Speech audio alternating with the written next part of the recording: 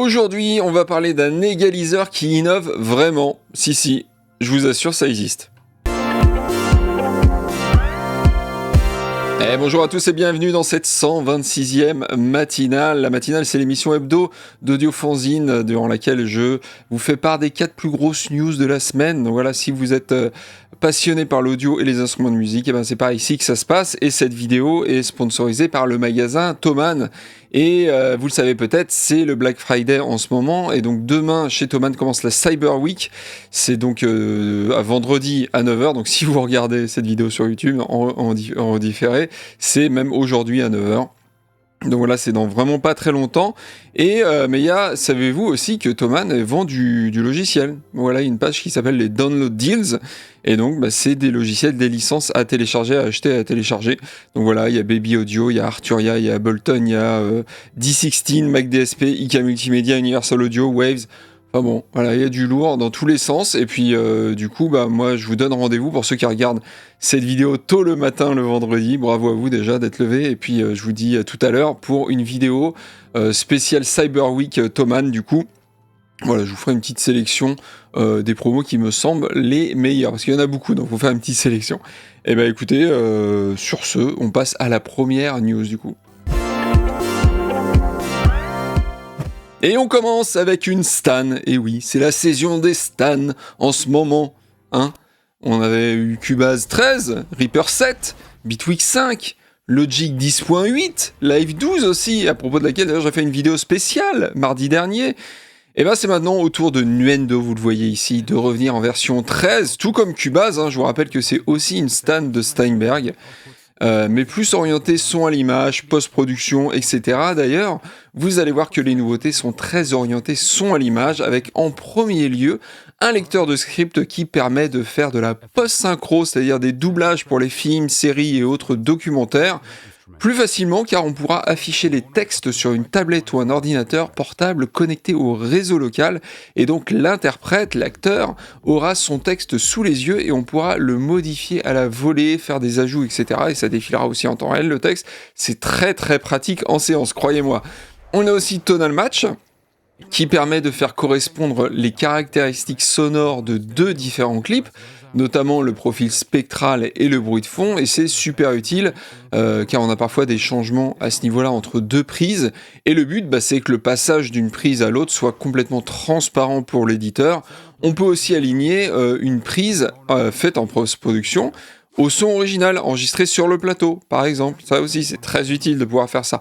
Un plugin dénommé Voice Separator permet, comme son nom l'indique, de séparer les dialogues du bruit de fond ou même d'autres voix, genre la personne qui rentre sur le plateau en disant « C'est pour qui le café là ?» Vous voyez le genre de personne ? Voilà, ce genre de personne. Du coup, on peut baisser aussi tous ces bruits indésirables. Très pratique en post-production, évidemment. On a aussi Vocal Chain, un plugin pour traiter spécialement les voix. Un nouveau panneau de détection des silences pour nettoyer les dialogues de façon automatique et intelligente, car il peut créer des zones silencieuses, mais aussi des zones avec un bruit d'ambiance, pour pas casser l'ambiance, justement, parce que ça fait bizarre quand vous êtes dans un film et qu'il n'y a pas d'ambiance du tout. Il y a zéro, nada, ça fait bizarre. Donc il faut quand même mettre un petit bruit d'ambiance, ce qu'on appelle un bruit d'ambiance. Évidemment, on a tout un tas de choses aussi autour du multicanal et du mixage par objet, avec la gestion du format MPEG-H qui gère les objets, donc, mais aussi les lits audio, et 3 niveaux de panoramique avec notamment des sons situés sous l'auditeur. Et ouais, on fait ça maintenant, c'est assez incroyable. On a un nouveau moteur de rendu Dolby Atmos, évidemment, compatible 9.1.6, et le plugin Headphone Match qui propose de nouveaux modèles de casque.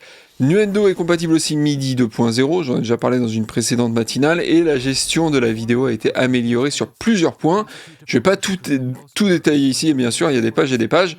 On va terminer sur la mix console qui a été repensée et les canaux de retour des instruments ERAC qui peuvent désormais être définis comme source de pistes. Les prix de la mise à jour, ils vont de 200 à 400 € suivant la version que vous possédez, et le prix de la stan entière, entre guillemets, est de 1000 €. Et ouais, c'est plus cher, effectivement, que Cubase, mais ça cible aussi un public plus professionnel. C'est peut-être pour ça que le prix est en accord. Allez, on passe à la news suivante. Alors, cette news, j'avoue que j'étais content de la voir, Car vous le savez peut-être, je suis fan du plugin Scaler, je vous en parle assez souvent, qui permet d'intégrer toute la théorie musicale dans sa stan, et c'est très pratique quand on fait de la musique. Eh bien, les développeurs reviennent avec Scaler EQ, qui est un égaliseur qui prend en compte la tonalité du morceau. Vous le savez peut-être, les notes sont des fréquences et les fréquences sont des notes et vice-versa et vice-versa. Et donc le plugin vous propose d'en prendre compte lors de vos retouches spectrales. En gros, ça peut couper toutes les fréquences qui ne sont pas dans la tonalité, les fréquences inharmoniques on appelle ça, ou au contraire booster que les fréquences voulues. Évidemment, il lui faudra connaître la tonalité en question, soit en lui disant, soit en lui laissant le temps d'analyser tout ça de manière automatique. Alors ce qu'il est important de savoir, c'est que Scaler EQ, d'ailleurs on va le voir, j'ai oublié de lancer la vidéo, c'est que Scaler EQ reste aussi tout à fait capable de remplacer un égaliseur standard, il gère même le mid-side, il est dynamique avec des réglages de seuil, ratio, attaque et relâchement, et il propose tous les types de filtres habituels dans une interface graphique assez classique, vous allez le voir à l'écran en ce moment même, on ne sera pas perdu. Le fait qu'il prenne en compte la tonalité du morceau lui permettrait d'obtenir, d'après l'éditeur évidemment, un mix plus clair, plus précis et plus musical. Ce qui se tient tout à fait sur le papier, vu qu'on garde que les fréquences qui sont des notes, on va dire, de la tonalité. Donc ça se tient, moi je dis ça se tient, ça s'essaye. On a en plus des fonctionnalités assez intéressantes, comme le Magic Shelf, qui gère de façon automatique et intelligent le mid-side suivant la bande de fréquence sur laquelle vous travaillez. Le prix, lui, il est assez doux, je trouve, il est de 49€. Et franchement, je sais pas vous, mais j'ai bien envie de l'essayer. Bon, je sais, ça va pas être breaking news, hein, effectivement. Vu que je suis assez fan de Scaler, forcément j'ai envie d'essayer Scaler EQ. Mais perso, je trouve que c'est original, l'idée de base est bonne, et pour une fois qu'on a un égaliseur qui sort du lot, eh ben on va pas bouder son plaisir. Hein. J'utilisais Surf EQ pour ceux qui connaissent il y a quelques années, mais Scaler EQ ça a l'air vraiment d'aller encore plus loin dans le délire. Bah dites-moi en tout cas si ça vous intéresse dans les commentaires. Pourquoi pas pour un test ? Ça peut se faire, on est sur Audio Fanzine, tout est possible évidemment. Allez, on passe à la news suivante. Et on continue avec Roland ou Roland qui vient d'annoncer un instrument virtuel regroupant pas moins de 20 000 sons. Et ouais, ils sont comme ça chez Roland, dont des sons de leur synthé mythique évidemment comme le Jupiter ou le Juno. L'accent est mis sur la facilité d'utilisation et la rapidité pour trouver le bon son. Mais il reste assez puissant car il permet de superposer jusqu'à 4 instruments dans des scènes, de créer des motifs avec l'arpégiateur intégré et de faire des macros contrôlant plusieurs paramètres simultanément pour plus de possibilités d'expression. Chaque couche sera indépendante tant du côté du MIDI, donc des notes et des contrôles en entrée, que de l'audio, donc vous pourrez récupérer chaque couche dans des voies séparées de votre stan. Mais quand même, pour cela, il faudra attendre la sortie en version plugin, car oui, l'instrument n'est disponible pour le moment qu'en version standalone.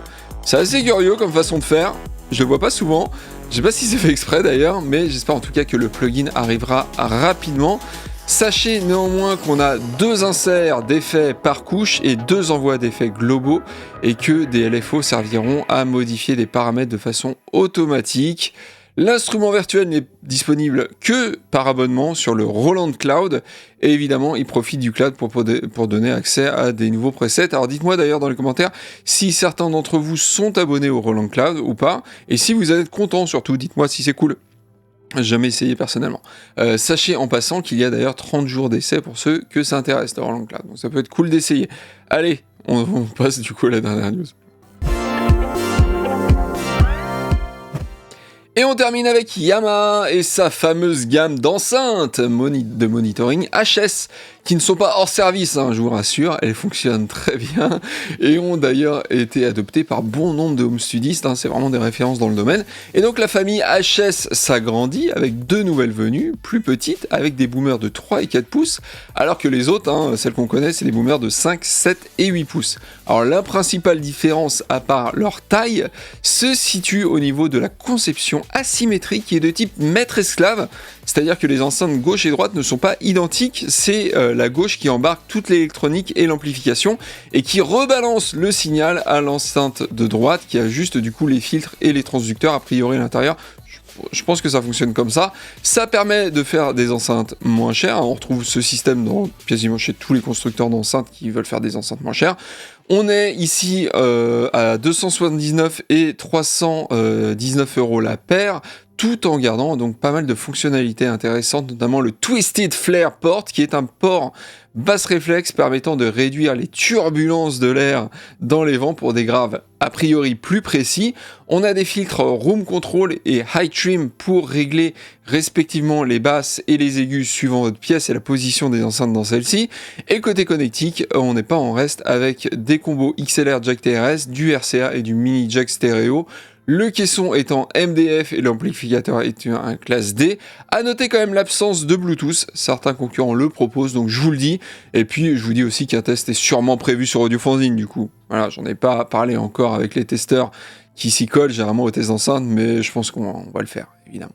Donc voilà, bah écoutez, moi je vous donne rendez-vous, si vous regardez cette vidéo très tôt le matin, le vendredi, bah moi je vais revenir aujourd'hui. Voilà, avec la Cyber Week de Thomann. Donc voilà, mettez la petite cloche, abonnez-vous évidemment, si vous voulez avoir ma sélection des promos chez Thomann pour la Cyber Week, mes promos préférés, parce qu'il y en a beaucoup, donc qu'il y ait un petit gars comme moi qui fasse une sélection, c'est pas plus mal. Et puis bah du coup, je vous donne rendez-vous la semaine prochaine pour une prochaine matinale. Allez, ciao ciao!